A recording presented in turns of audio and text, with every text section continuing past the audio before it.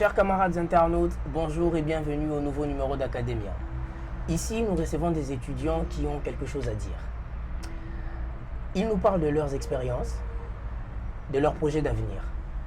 Aujourd'hui, j'ai l'honneur de recevoir une femme. Ouais, un peu de tendresse, pourquoi pas, un peu de douceur. Elle s'appelle Naomi Mwamba, à qui je m'en vais dire bonjour. Bonjour. Comment tu vas, la santé, ça va? Je vais très bien, grâce à Dieu, ça va, merci. On te voit toute souriante, on sent que ça va vraiment. Oui, ça va vraiment, ça va vraiment. Alors, Naomi Mwamba, pour commencer, tu es venue en Tunisie en 2013. Oui. Tu as obtenu ton bac en 2012 au Collège La Grâce, au Katanga. Oui. Tu es arrivé ici et tu as commencé à l'université Time Oui, bien sûr, effectivement. en 2013. D'accord, pourrons-nous savoir les raisons qui t'ont poussé à tout arrêter à Kinshasa et à venir ici en Tunisie? Waouh.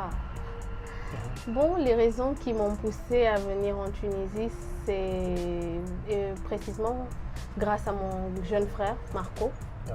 Marco Mwamba, il est ici avec moi. Donc, il est venu avant moi, il a pris possession des lieux, il s'est un peu appréhendé du lieu et il m'a appelé pour me dire que finalement, c'était un endroit assez rude et le système éducatif était merveilleux. Donc, l'idée m'a directement prise, alors j'ai adhéré. D'accord. Alors, pourrais-tu nous parler de ton parcours académique depuis que tu es arrivé jusque-là? Depuis que je suis arrivée, je poursuis mon cursus scolaire à l'université de la technologie de l'informatique et du management de l'entreprise, Time, université en sigle. Et là, j'ai obtenu déjà ma licence en administration des affaires, spécialité management. Ouais. Et là, je compte bien poursuivre un cursus en maîtrise, en gestion. Ouais. D'accord, tu comptes poursuivre un cursus en maîtrise. Ça, c'est pour encore faire grossir ton CV. Oui. D'accord, alors pourrais-tu nous parler de la sensation que tu as ressentie lors de la remise de diplôme? Waouh, c'était... Même le simple fait d'y penser, ouais. Ça reste un moment magique parce que c'était quand on était très jeune, on a beaucoup eu à observer ça dans les séries télévisées. On se dit un jour on arrivera là, franchement c'était l'accomplissement et c'était quelque chose qui m'a vraiment épanouie, j'étais très heureuse. D'accord, on a pu constater sur les réseaux sociaux le soutien de ton grand frère, de ton frère, je sais pas, de ton petit ou grand frère. Grand frère Marco Mwamba, tu veux nous parler de lui un peu? Waouh, lui vous savez quand on est loin de la famille et qu'on a la chance d'avoir un membre de sa famille là où on est si loin à l'étranger, on crée encore plus de liens. Donc c'est un peu comme mon ami, mon confident de tous les jours, plus qu'un frère, c'est un soutien pour moi. D'accord, c'est très bien. Dans le même sens, je m'en vais féliciter Hervé Modio, félicitations pour ton diplôme en tout cas en marketing. Féliciter aussi Tam Yolungela, félicitations pour ton diplôme, et Stéphane Toussoukou, félicitations en tout cas, parce que nous avons toujours des gens qui ne font qu'exceller. Alors, pourrons-nous savoir les éléments qui ont facilité ton intégration ici en Tunisie? Bon, déjà personnellement, je suis une personne très sociale et je m'intègre, je m'adapte aux différents milieux très facilement.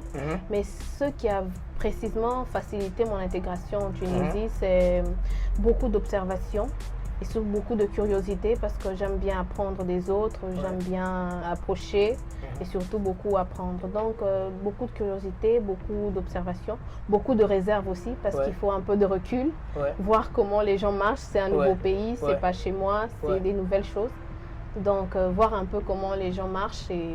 Et du point de vue, je sais pas, académique, ça s'est très bien passé ton intégration? Oui, du point de vue académique, ça s'est très bien passé, bien qu'il y a eu beaucoup de difficultés, se faire de nouveaux amis, donc ça s'est bien passé du côté. Et du côté social, la vie comme ça de tout le jour, tu as aussi intégré une chorale, tu peux nous en dire plus? Oui. Au fait, comme tu l'as dit, la chorale, c'est vraiment l'une des cellules qui m'a vraiment permis de m'intégrer socialement en Tunisie, Notre-Dame de Carthage, que je salue en passant. Donc cette chorale, c'est vraiment une famille pour moi. C'est des gens chaleureux qui m'ont permis de me retrouver socialement, qui m'ont offert une famille, des amitiés. C'est vraiment merveilleux. C'est un peu comme ta seconde famille. C'est un peu comme ma seconde famille. Donc là, je salue Luc Lilefo, le chanteur. Alors, tes projets à court, à long et à long terme, quels sont tes projets? Bon, je dirais mes projets à court et à moyen terme. C'est d'abord mon cursus en master, déjà. Et pour parler du long terme, je compte bien pour me créer d'abord un certain capital, commencer au service de quelqu'un normalement. Et après, j'ai des projets de travailler dans la restauration parce que depuis toute petite, je nourris l'idée et le projet d'avoir mon propre restaurant. Donc, un jour. Je peux dire que tu es une femme complète. Tu chantes bien, tu prépares bien. Tout à fait. C'est bien ça. Alors, que diras-tu ou que penses-tu de ceux qui disent que la place de la femme ne se trouve que dans la cuisine? Waouh, le sujet qui tique. Bon, déjà, cette phrase, je ne peux pas condamner le fondement de cette phrase. C'est juste, je suis sûre qu'il y a 20 ans, la place de la femme a été assez régressée. La femme a toujours été assez rabaissée. Mais depuis 20 ans, cette situation a changé. Et plus la société évolue, plus on accorde de la place à la femme, plus on lui accorde de l'importance, on lui accorde des places de responsabilité assez haut placées. Donc je me dis que, certes, c'est l'une des places dans laquelle la femme passerait son temps, mais en faire un slogan ou pour dire que sa place est uniquement dans la cuisine, là quand même c'est le monde a beaucoup changé. Le monde a beaucoup changé, effectivement, comme tu le dis. Donc c'est comme je le disais tout à l'heure, la place de la femme a beaucoup changé, a beaucoup évolué. Donc je ne condamne pas le fondement de cette phrase parce que ça devait se faire sûrement à une époque où c'était comme ça, la société cautionnait cela. Mais là, je crois que les choses ont beaucoup évolué. En 2016 quand même. Nous sommes en 2016 quand même, voilà. Au 21e siècle. Vraiment. Et quelles sont tes sources de motivation? Waouh, les sources de motivation. Déjà, j'ai mon père. C'est un homme très accompli que je félicite en passant. C'est mon inspiration de tous les jours. C'est un homme très intelligent qui, non seulement il est intelligent, mais il a cette capacité de se ressourcer à chaque fois qu'il tombe. J'ai hérité un peu ça de lui. La persévérance, le courage. Donc à chaque fois que je sens que je veux lâcher prise, le courage, et je pense à lui. Mais peut-être qu'il verra la vidéo si tu pourras faire un coucou à papa. Bien sûr, coucou papa. Alors Naomi Mwamba, à part les études, as-tu autre passion? Oui, bon, j'aime assez bien la musique, mais ce qui me passionne le plus, c'est le théâtre. Et par-dessus tout, j'aime bien un peu le tourisme. Et par rapport à la musique, déjà, ça se voit que tu as une très belle voix. Est-ce que tu peux fredonner quelque chose? Waouh. D'accord, ok. Donc, on écrit sur le mur le nom de ceux qu'on aime, des messages pour les jours à venir. On écrit sur le mur le nom de ceux qu'on aime, des messages pour les jours à venir. Ah, mais vraiment. C'est magnifique comme voix. Là, c'est bon. Déjà, j'espère que ça a fait plaisir au Boudin. Et par rapport au tourisme, as-tu déjà visité d'autres villes à part Tunis? Oui, j'ai eu à visiter Sousse. J'ai eu à être un peu à Djerba, qui est un endroit assez magnifique, l'île de Djerba. J'aimerais faire un tour aussi.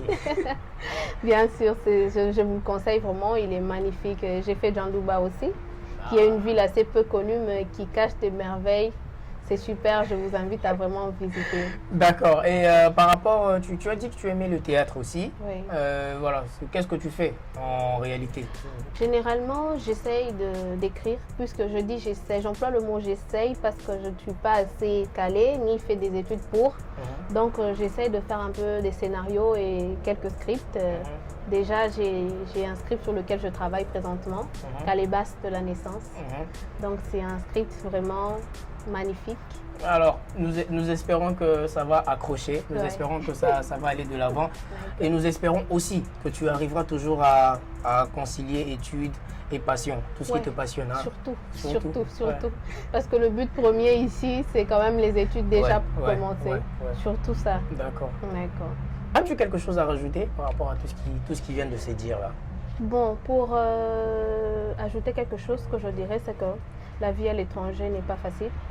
Déjà pour mes frères qui sont déjà ici depuis, comme par exemple moi, depuis 3 ans, je leur dirais de garder courage et de toujours persévérer dans ce qu'ils entreprennent. Et pour les nouveaux arrivants, alors là, c'est à eux que mon message s'adresse particulièrement.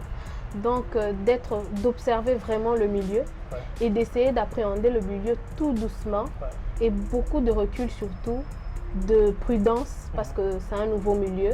On ne sait pas ce qui nous attend, on ne sait pas ce qui va nous arriver. Voilà, on ne sait pas ce qui nous attend, on ne sait pas ce qui va nous arriver. Ce que a dit Naomi Mwamba. Alors, des salutations. Aurais-tu 2 ou 3 personnes à faire de coucou là? Bon, d'accord. Déjà, pour commencer, je tiens à saluer mon grand frère Marco Mwamba. Et je salue aussi ma copine de tous les jours. Je l'appelle ma compagne de lutte. On a lutté ensemble pour les études. On a fini ensemble, Naomi Sassi. On a marché ensemble pour la lutte et... C'est tout? Bon, comme je t'ai dit, je suis socialement vraiment beaucoup de gens, monde. Si je sais que je devais dire un mot à tout le monde, ça ne finirait pas, la liste est longue. D'accord. Je ne partirai pas comme ça sans pour autant saluer toutes les personnes qui jusque-là ne cessent de nous soutenir, de toujours nous aider. Je commence par Ben Saïtondo. Merci pour la chanson du générique en tout cas. Enoch Mosipanga, assistant manager, merci beaucoup. Eliazi Mundandi depuis Moscou. Anthony Wells Mapombo depuis Kinshasa. Vianney Wamvwama, Tony Bochila, Landry Kwenzongo, le padre. En tout cas, merci beaucoup du soutien. J'espère que cela ne finira pas. J'espère que ça va continuer. Donc, ce qui me concerne, je ne peux que vous dire merci beaucoup pour le soutien jusque-là.